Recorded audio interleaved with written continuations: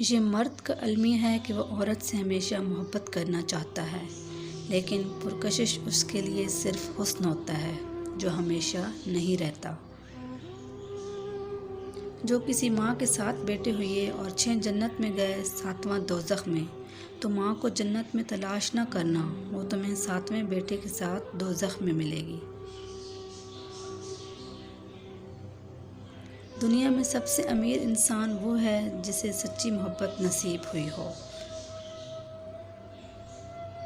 جب محبت ملے گی تو سب حق خوشی سے ادا ہوں گے۔ محبت کے بغیر ہر حق ایسے ملے گا جیسے مرنے کے بعد کفن ملتا ہے۔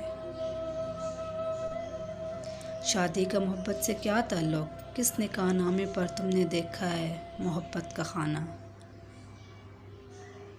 میں تو کہتی ہوں ہو سکے تو محبت بھی نہ مانگو، مانگی ہوئی محبت کا مزہ بگڑی ہوئی شراب کی طرح ہوتا ہے۔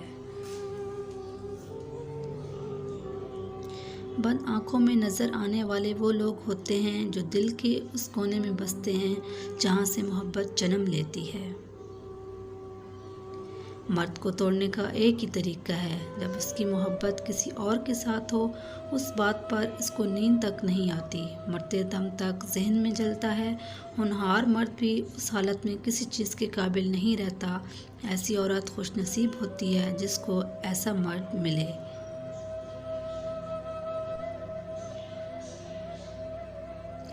انسان کی سب سے بڑی کامیابی خود کو خود کی ذات تک محدود رکھنا ہے۔ خود کو کسی بھی چیز کا اتنا عادی نہ بنائیں کہ اس کے بغیر گزارا ممکن ہی نہ ہو۔